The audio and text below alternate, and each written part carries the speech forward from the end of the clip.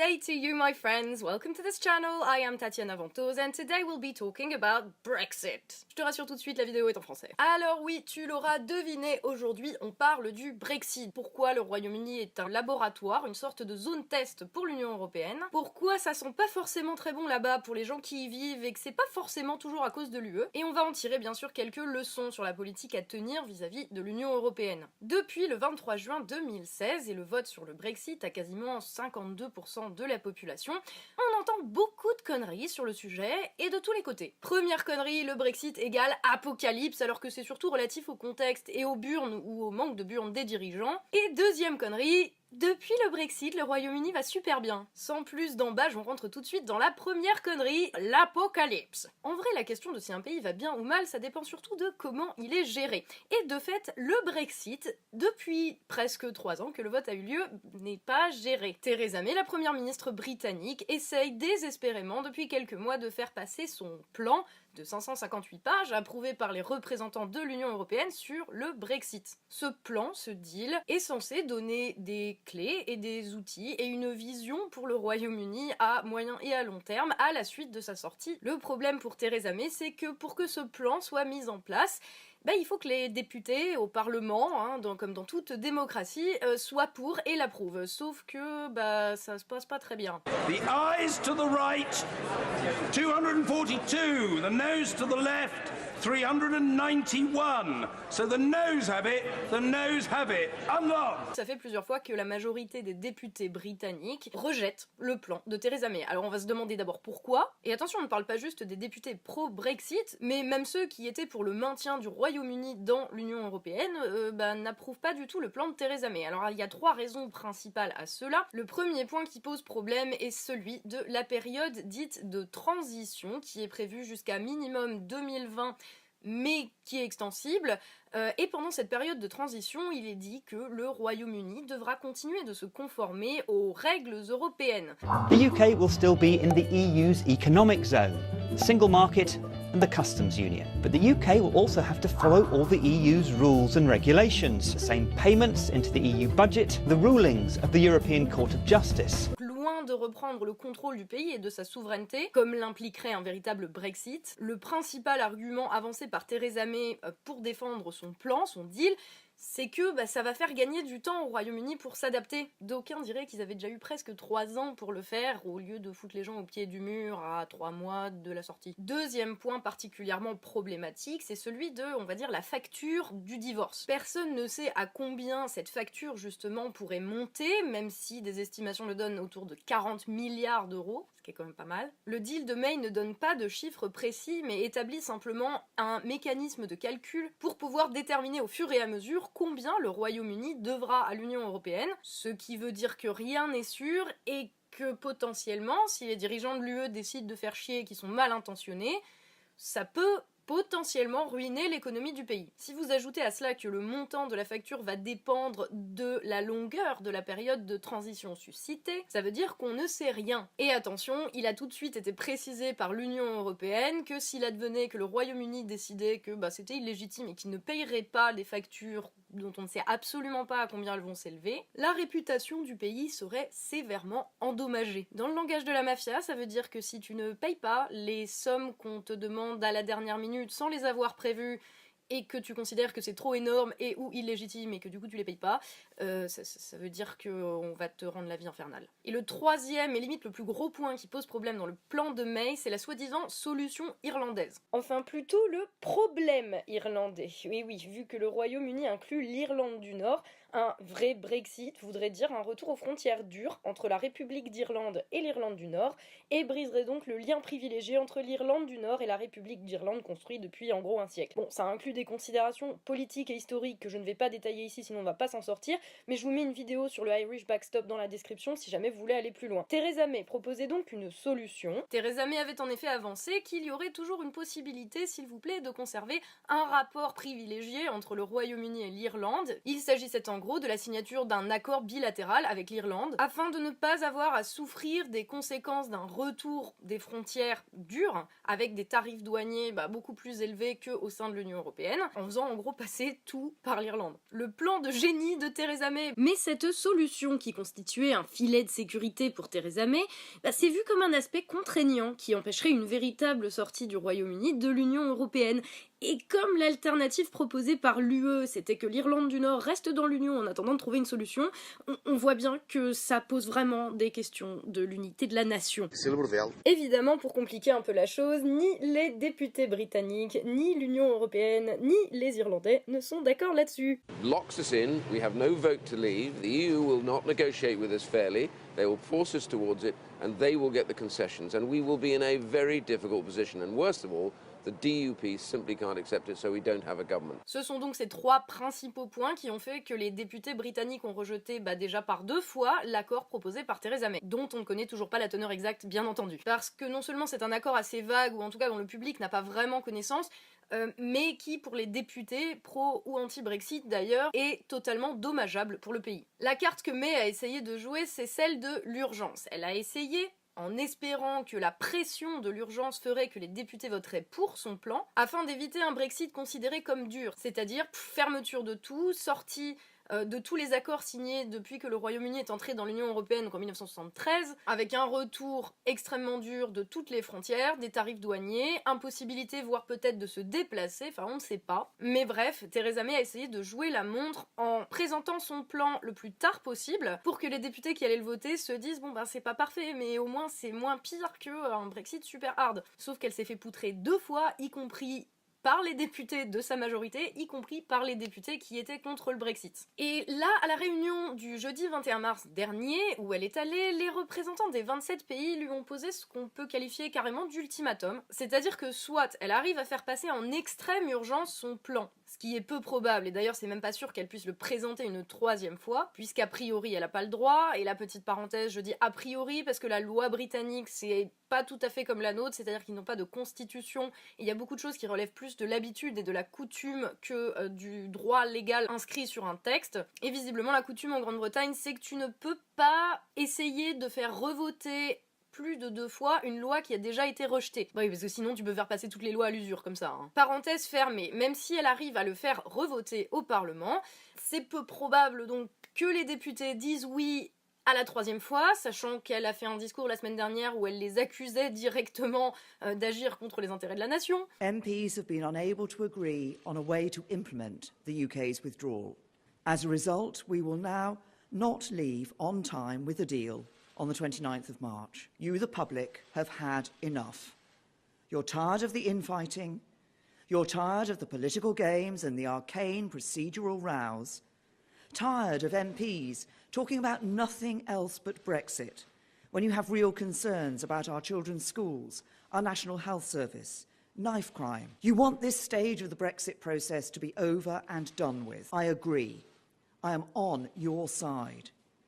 It is now time for MPs to decide. C'est le bordel. Mais dans le cas peu probable où elle arrive à faire revoter son plan et où les députés votent oui, alors elle aura jusqu'au 22 mai pour préparer le Brexit, soit juste avant les élections européennes. Et sinon, ils auront une extension pour sortir jusqu'au 12 avril, ce qui fait une extension d'à peu près 2 semaines par rapport à la date du 29 mars qui était prévue initialement. Je sais, c'est compliqué, c'est chiant, mais c'est pour bien vous montrer à quel point Theresa May est dans la merde. J'assume le jeu de mots. Elle a voulu jouer la montre depuis 2 ans en ne gérant pas la situation pour pouvoir mettre le pays et ses représentants au pied du mur à la dernière minute, en mode c'est imminent, on n'a pas d'autre choix que voter mon plan, sauf que les députés ont apprécié moyen, ce qui est compréhensible, et qu'en plus de ça, elle a perdu tout son crédit auprès de l'Union européenne. Les dirigeants européens l'ont d'ailleurs littéralement humiliée à la réunion du 21 mars, après avoir présenté son plan pendant 2 heures sans répondre jamais à la question de vous allez faire quoi exactement si votre plan il passe pas? Non mais je vous jure, il va passer mardi. Non. Bref, elle a dû sortir et laisser les 27 représentants discuter entre eux de ce qu'ils allaient proposer au Royaume-Uni par la suite. Donc en plus de ça, c'est l'humiliation. Le problème de Theresa May, c'est que fondamentalement, ça fait presque 3 ans qu'elle avait le temps d'aviser et de voir ce qu'elle voulait proposer pour son pays. Dans la perspective d'une sortie qui était quand même planifiée un petit peu à l'avance, elle aurait pu dire ce qu'elle voulait pour le Royaume-Uni. Quelle politique économique, quel secteur industriel ou de services développer, qu'est-ce qu'on construit ensemble maintenant qu'on a récupéré notre souveraineté. Au lieu de ça, rien. Pendant 2 ans, c'était non mais on verra, on va gérer. Et les citoyens sont restés complètement dans les limbes de ce qui allait se passer, ils le sont toujours d'ailleurs, pris au milieu des guéguerres de partis qui se battaient entre eux pour savoir combien de sièges ils allaient gagner si on refaisait une élection générale le lendemain.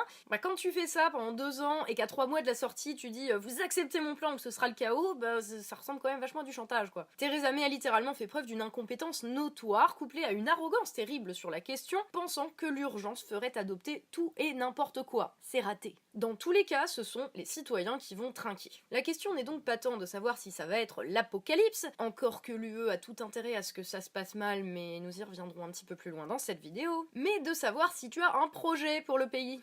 2 options, si tu as un projet pour ton pays qui doit sortir de l'Union Européenne, ça va être dur, mais pas nécessairement l'apocalypse. Si t'en as pas, ça peut devenir franchement le chaos, oui. Et le problème du Royaume-Uni, c'est qu'au-delà de Theresa May qui n'a aucun projet en stock, il semble qu'il n'y ait non plus aucun challenger qui en est un. Et ça, c'est encore plus problématique. Et on passe à la deuxième connerie qu'on entend, surtout du côté de ceux qui prônent le Frexit, c'est le « El famoso, ça va mieux depuis le Brexit, il y a 4% de chômage, les gens sont super contents, le pouvoir d'achat a augmenté », c'est des grosses conneries. 1. Le Brexit n'a pas eu lieu encore. On ne connaît pas les conséquences du Brexit, ni sur l'emploi, ni sur rien, pour la simple et bonne raison qu'il n'a pas eu lieu. Et qu'en plus de cela, on ne sait même pas sur quel terme exactement il va avoir lieu. Donc c'est plutôt l'incertitude à ce sujet. Par contre, au Royaume-Uni, il va falloir se sortir l'idée de la tête que c'est un paradis où il y a 4% de taux de chômage. C'est faux. Je vous le dis pour y avoir vécu pendant 5 ans assez récemment et pour y retourner régulièrement, allez voir l'état du pays avant d'ouvrir votre bouche. Quelques exemples en vrac. Au Royaume-Uni, les gens sont obligés d'aller bosser 30 heures par semaine dans des supermarchés ou de faire du bénévolat pour toucher leur RSA. L'aspect positif, c'est que ça veut dire que du boulot, il y en a. C'est juste qu'au lieu de payer les gens pour le travail qu'ils font, on les fait bosser gratos, presque à temps plein, pour 250 € de RSA par mois. C'est sûr, ça fait baisser les chiffres du chômage, mais c'est de manière totalement artificielle, puisqu'on se retrouve avec des millions de personnes qui bossent, donc pas comptabilisés dans le taux de chômage, mais qui ne sont pas salariés et vivent des allocs. Et en plus se font traiter de sales parasites par le gouvernement qui trouve qu'ils touchent trop d'allocs. Mais par contre, les boîtes, enfin essentiellement des supermarchés surtout en fait, qui emploient ces personnes au RSA, eux, ils touchent des thunes de l'État parce qu'ils aident au retour à l'emploi. En vrai, c'est juste de la main-d'œuvre gratuite. Et donc, il y a l'État qui casque pour payer les allocs, il y a l'État qui casque pour payer les supermarchés, et juste les gens les moins chanceux, bah ils sont au chômage mais ils bossent. Par ailleurs, c'est sans compter tous les gens qui travaillent au noir, qui font leur truc dans leur coin, sans demander les allocs, parce qu'au Royaume-Uni, et ça n'a pas changé depuis que j'y étais, bah il vaut mieux monter ton petit business dans ton coin, sans rien dire à personne pour essayer de faire un truc utile, que de passer par la case alloc pourri 30 heures par semaine, dans un boulot de merde pour lequel en plus t'es souvent pas formé, et il y a un pan entier de l'économie britannique qui est même pas référencé, qui est même pas comptabilisé dans aucun chiffre. On va se dire que ça c'est cool quand t'es apte au boulot, quand t'es en bonne santé et que tu es capable de te défendre sur le marché du travail. Et dans ce cas-là, il vaut mieux, parce que je pourrais vous raconter des histoires à faire bondir des Français sur cette question. Rien que dans mon cercle de potes, j'ai des amis qui bossent dans des très grosses boîtes, des chaînes super connues, qui sont payés au noir. Ils bossent pas de manière officielle. Il y a d'autres amis à moi qui ont trouvé des jobs dans des boîtes qui venaient d'ouvrir, des magasins, tu vois, dans la ville. Mes potes bossent là-bas pendant 3 mois, ni eux, ni leurs collègues ne sont payés. Du jour au lendemain, la boîte ferme, se barre, et ils sont 15 à avoir bossé pour rien. Et bien sûr, aucun recours, puisque malgré les quelques personnes qui ont quand même fait les démarches pour aller porter plainte, même si quand t'as bossé pendant 3 mois et qu'il faut que tu payes ton loyer, il y a peut-être un moment où il faut que tu ailles trouver un autre boulot, donc t'as pas forcément trop le temps, mais les services judiciaires sont complètement débordés, donc la boîte n'est pas inquiétée, et le gouvernement s'en fout vu que dans tous les cas ça fait baisser leur taux de chômage. Le pire là-dedans, c'est que cette même boîte refait la même tous les 6 mois. C'est-à-dire que tous les 6 mois, elle vient se réinstaller dans la même ville, qu'elle emploie des gens, qu'elle les paye pas, qui ferment, qui se barrent. Jamais inquiété. Quoi d'autre? Ah oui, une amie qui a embauché début décembre avec une dizaine d'autres personnes dans une grande chaîne de supermarchés très connue en France, avec 1 mois de période d'essai non rémunéré, donc tu taffes à Noël et à Nouvel An et à Boxing Day, c'est le 26 décembre, c'est les grosses soldes de l'année en Grande-Bretagne, et au 2 janvier, ils annoncent qu'ils en gardent un, et les autres, pas rien à foutre, ils ont juste bossé gratos pendant le mois des fêtes et le mois avec le plus gros chiffre d'affaires de la boîte.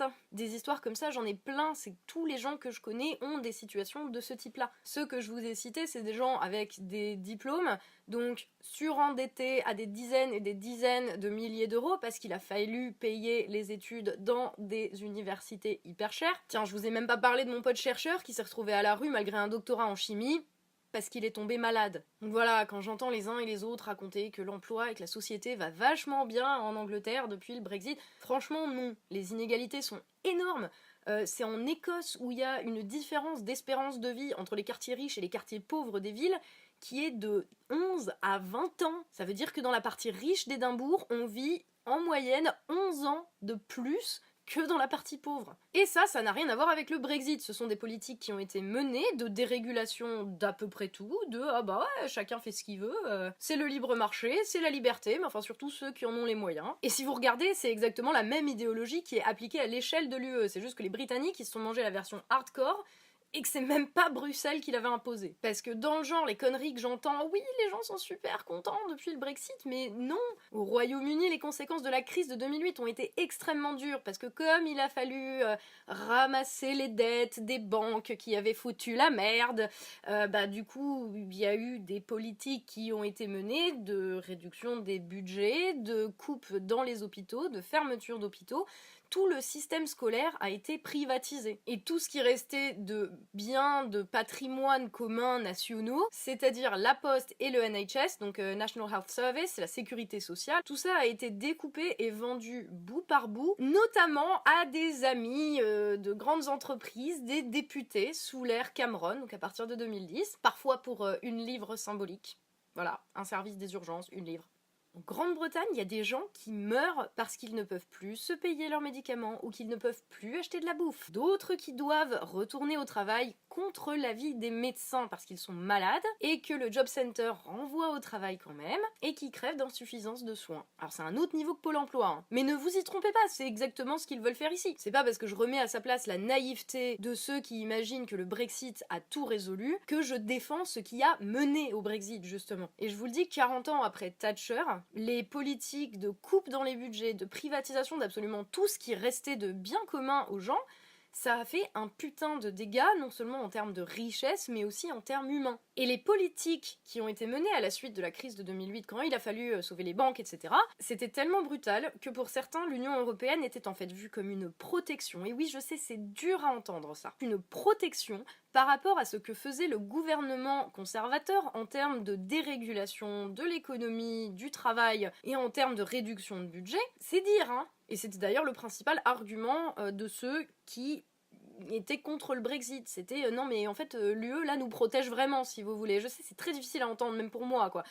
Et de l'autre côté en fait t'avais ceux qui militaient en faveur du Brexit. Leur principal argument à eux, c'était qu'ils allaient récupérer une sécurité sociale, qu'ils allaient récupérer leur NHS privatisé, vendu bout par bout depuis 2013. Avec les conséquences que l'on connaît en termes d'efficacité, et bien sûr je parle pas d'efficacité en termes de oui ça coûte pas cher, mais d'efficacité en termes de qui fait son travail, à savoir qu'un système de sécurité sociale, ça doit soigner les gens, voilà. Donc, les Britanniques, qui ont mangé très sévère depuis une décennie, ils ont voté dans ce qu'ils ont cru être leur intérêt commun. D'un côté, pour les Leavers, donc les pro-Brexit, sortir de l'UE, ça voulait dire qu'on allait récupérer de l'argent qui allait tous les ans à l'UE et le remettre dans le système de santé pour le renationaliser. C'était d'ailleurs le principal argument de campagne des gens qui ont fait la promo du Brexit. Ils avaient même un bus avec ça en gros marqué dessus.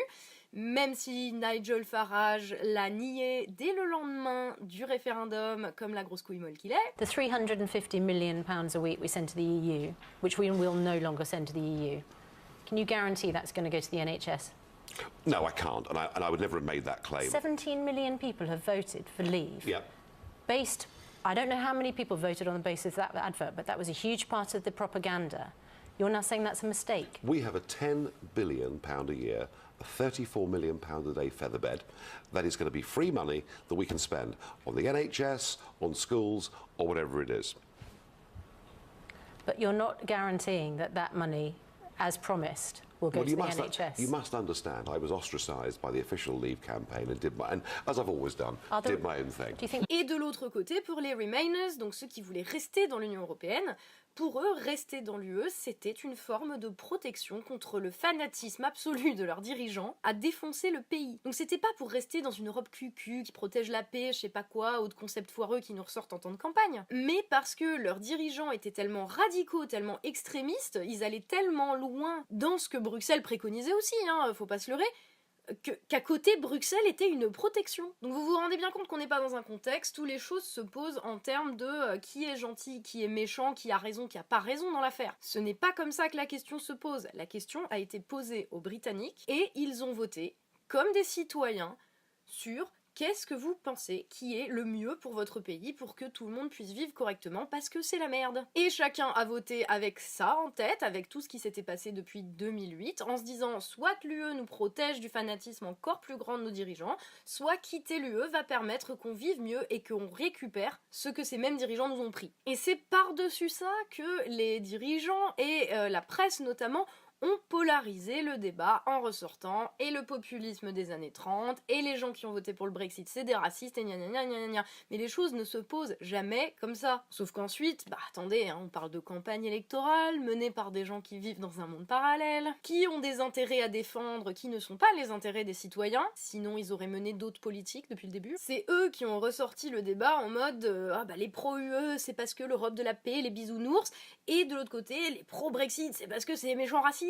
Il faut toujours faire la différence entre ce que pensent les gens et ce qu'en disent les politiques et ou les médias qui ont un intérêt à défendre, qui est un agenda politique. Et vous le voyez bien, de toute façon, ils font le même coup dans toute l'Europe à chaque fois que quelqu'un leur dit c'est peut-être votre idéologie de merde qui détruit des vies, hein. C'est peut-être juste vous à la Commission européenne qui brisez des vies, des pays, en imposant des réformes mues par des objectifs budgétaires complètement absurdes que vous ne remettez absolument pas en cause. Donc la question est peut-être pas tant de savoir si les citoyens, qu'ils soient britanniques ou pas d'ailleurs, sont contre l'Union européenne, mais si c'est pas l'Union européenne qui agit contre les citoyens là. Donc, que vous soyez pro ou anti-Union européenne, avant d'aller raconter des conneries pour prouver que c'est vous qui avez raison, posez-vous la question d'abord de ce qui se passe dans le monde réel. L'UE ne pose pas un problème par principe, elle pose un problème parce qu'on peut observer de manière très pragmatique et très concrète le résultat de ce qu'elle est, c'est-à-dire une instance supranationale, non élue, qui prend des décisions pour l'ensemble des populations européennes, en se substituant à leurs lois souveraines,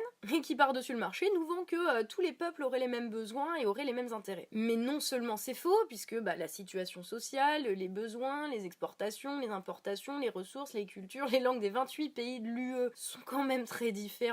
Comment est-ce que des gars, dans un bureau à Bruxelles, qui en plus n'ont été élus par personne, comment est-ce que ces mecs pourraient prendre en compte les intérêts conflictuels et trouver des réponses adaptées aux besoins de tout le monde? À ce niveau-là, l'Union européenne est une hypocrisie totale, puisque ce qu'on nous vend et ce qu'on nous a vendu pendant toute la construction de l'Union européenne, c'était la paix, la stabilité, la démocratie. On nous a imposé des pseudo-mécanismes de stabilité qui ont ruiné des pays et créé l'instabilité, la Grèce au hasard, tout ça pour garantir une pseudo-Europe de la paix, et on nous a forcé à en arriver là en piétinant la démocratie et le libre choix de chacun. Donc ma question, comment est-ce que tu garantis une quelconque stabilité quand des lois émanant de tout sauf des gens qu'elles sont censées servir font perdre au pays et au peuple le contrôle de leur monnaie et de leur politique économique? Comment est-ce que tu garantis la paix quand ces mêmes politiques mènent au saccage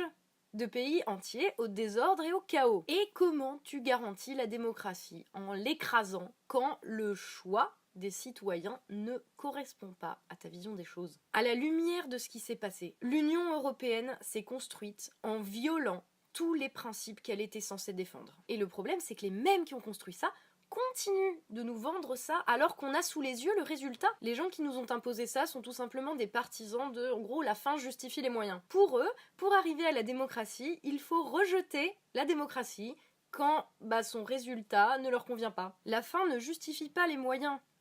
Ce sont les moyens qui nous disent ce que l'UE est réellement. L'UE, ce n'est ni la paix, ni la stabilité, ni la démocratie. C'est un libre marché institutionnalisé juridiquement, dans lequel tu marches ou tu crèves, dans lequel les pays sont supposés défendre les intérêts européens parce que tout le monde est soi-disant au même niveau, sauf que dans la réalité, comme dans toutes les relations humaines et sociétales, c'est le plus fort qui impose sa volonté. Là, c'est du niveau Orwell, tu vois, tout le monde le sait, mais faut pas le dire, que certains pays en tirent plus avantage que d'autres, Allemagne, que des vies ont été brisées au nom de l'Union européenne, que les gens qui prennent les décisions non seulement ne sont pas élus, mais en plus sont tous des anciens de grandes banques qui sont là du fait de pantouflage et de népotisme. Donc ça, faut pas le dire, hein. Il faut continuer à répéter en boucle la novlangue, voilà, la novlangue, la double pensée. La ruine, c'est la paix, la souveraineté, c'est la soumission, la démocratie, c'est ferme ta gueule. Et dès que quelqu'un, de quelque bord qu'il soit, va soit pointer du doigt l'hypocrisie en faisant une critique de l'Union européenne, soit carrément vient en politique en disant, en assumant que chaque pays a des intérêts à défendre et que défendre les intérêts de son pays, ça s'appelle pas la guerre, ça s'appelle juste les relations internationales, ça s'appelle juste bosser dans les intérêts du pays qui t'a élu, ça s'appelle faire son travail en fait quand t'es un politique. Bon, dès qu'il y a quelqu'un qui fait ça, populiste, extrême, années 30. Voici le dernier clip de campagne de la République en marche pour les élections européennes.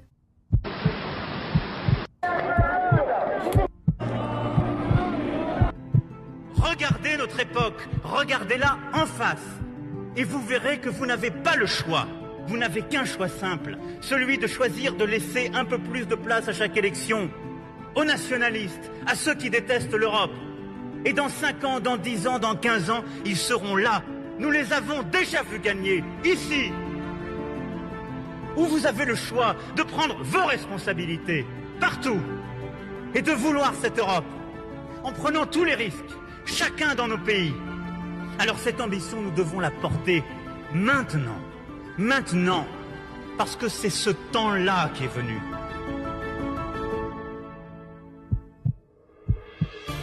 Ayez cette ambition folle à nouveau, de vouloir une Europe plus forte, plus démocratique, refondée par sa culture et ce qui nous unit. Je vous demande, vous et en particulier vous, jeunesse d'Europe, d'avoir cette ambition extrême, peut-être un peu folle. Ce que nous espérons est entre nos mains. Désirons-le ensemble, pour nous et pour nos enfants. Alors, je vous le promets, nous réussirons.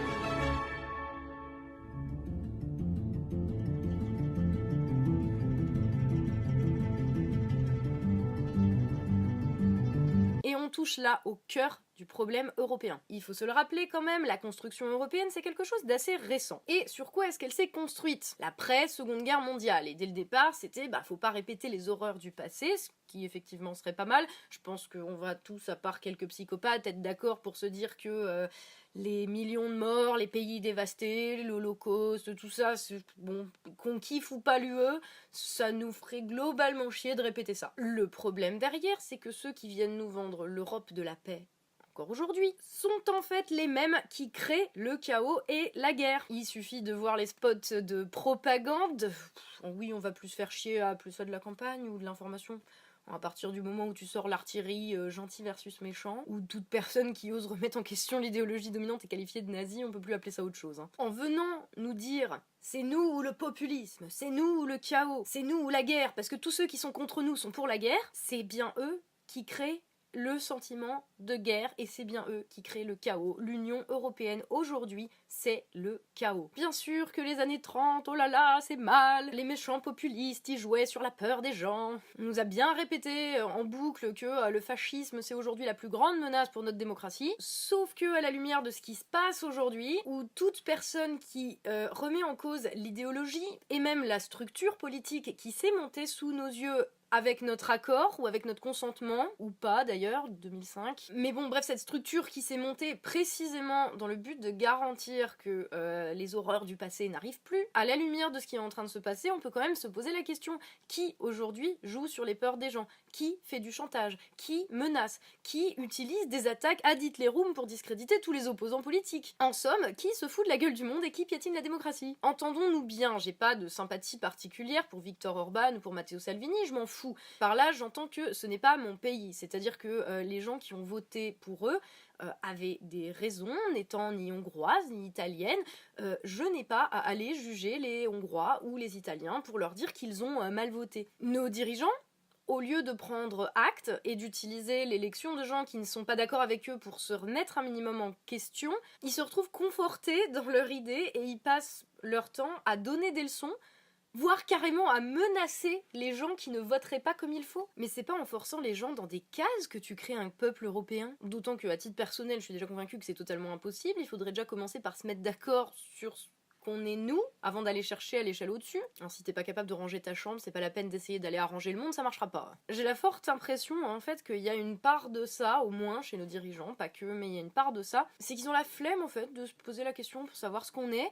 Donc par fainéantise, par paresse intellectuelle, ils tentent de nous forcer dans un projet européen, de nous imposer une sorte d'identité européenne complètement artificielle, qui n'a aucun sens culturellement, et qui nous impose en plus des lois comme si on avait tous les mêmes intérêts. Mais leur projet européen, c'est quoi? C'est un ensemble de lois qui favorisent toujours les mêmes, c'est une structure juridique froide et distante, déconnectée de la réalité, déconnectée des citoyens, quel que soit leur pays. Rien de concret, pas de culture commune, pas de récits communs qui permettent de donner un sens à l'Europe pour les citoyens que nous sommes. Donc forcément, quand on n'a pas de récits communs et qu'on essaye de nous imposer le vide, on se replie sur des récits communs qu'on a à plus petite échelle. C'est tout à fait normal, je l'ai déjà dit à plusieurs reprises dans des vidéos, mais la politique a horreur du vide. Et quand les citoyens de divers pays assument leur volonté de retrouver une forme de sens dans une culture nationale, dans une identité politique, dans une histoire, quel que soit le bord politique d'ailleurs, tout de suite les autres là ils viennent « Ah, c'est du populisme !» Pourquoi? Parce que les identités qui sont affirmées, les histoires des différents pays entrent finalement en contradiction avec l'identité européenne artificielle qu'on a le sentiment de se faire imposer. De fait que ce soit le vote sur le Brexit ou l'élection de Matteo Salvini, je rappelle au passage que aucun des deux ne sont arrivés là par hasard. Salvini, s'il est là, c'est parce qu'avant, il y avait un gouvernement de technocrates qui avait été mis en place par Bruxelles de manière non démocratique, et que ces mecs ont appliqué toutes les recettes de Bruxelles qui ont foutu le pays dans la merde. Rien n'arrive par hasard à ce niveau-là. Tout cela, ce sont des conséquences de ce sentiment de se faire imposer une structure européenne qui n'a aucun sens, et qui en plus agit contre l'intérêt général. Au final, l'Union européenne, c'est la négation des identités des divers pays, pour les fondre dans un espèce de libre marché où seule l'économie ferait loi. Mais il faut bien plus que ça pour faire un peuple, encore une fois, c'est pas avec des lois que tu fais un peuple. De surcroît, quand les lois vont contre les intérêts de la majorité et que la majorité les rejette. Alors quelle solution? Article 50 ou pas article 50? Bah déjà on voit dans le cas du Brexit qu'il suffit pas de déclencher l'article 50 pour que les choses s'améliorent d'un coup de baguette par la magie du droit. On ne quitte pas la mafia en disant « mais il y avait une clause dans le contrat, tu vois ». Et surtout, ça rend d'autant plus indispensable de savoir ce que tu vas faire après.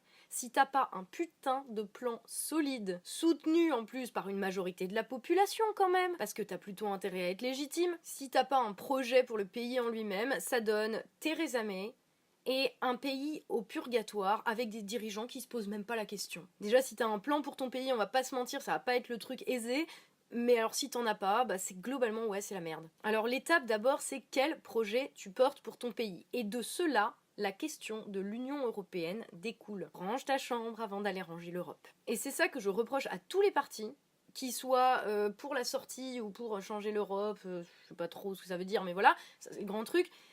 Mais qui s'occupe déjà d'avoir un projet pour la France, quoi? De quoi est-ce qu'il y a besoin? Il y a besoin de dirigeants qui soient en phase avec les intérêts réels des citoyens, prêts à défendre ces intérêts-là, et avec les couilles pour assumer les conséquences derrière quand même, hein. Parce que tu peux pas te contenter de dire « oh bah on sort en article 50 et puis on verra après ce que les gens y veulent ». Ça c'est ce que Theresa May est en train de faire en fait.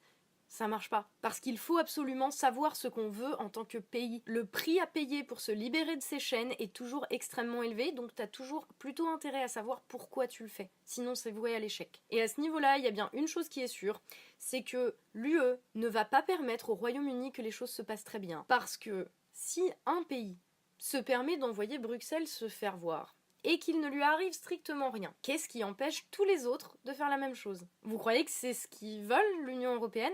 Vous croyez que c'est ce qu'ils veulent, que leur existence soit remise en cause par un pays qui leur dit non et qu'on va les laisser continuer business as usual? Ce serait un petit peu naïf de croire ça, je pense. Donc à une heure où l'Union européenne est remise en cause par énormément d'Européens, de manière très différente selon les contextes nationaux et culturels, hein, je dis pas le contraire, le fait que les dirigeants ressortent l'attaque ad populisme toutes les 3 minutes, avec l'artillerie manichéenne, les gentils de l'Europe de la paix versus les méchants populistes, en permanence, pour écraser tous ceux qui ne sont pas d'accord avec eux, c'est le signe que la bête se sent en danger. À mon humble avis, et c'est ça qu'il faut entendre là, c'est qu'ils vont être prêts à tout cramer pour prouver qu'ils ont raison et pour imposer leur point de vue. Ça ne leur a pas suffi de ruiner des pays, ça ne leur a pas suffi de briser des vies, non, il faut encore étouffer toute contradiction. Briser jusqu'à la pensée même que l'Union européenne n'est pas ce qu'elle prétend être. Parce que quand tu penses sincèrement être dans le vrai et dans le bien,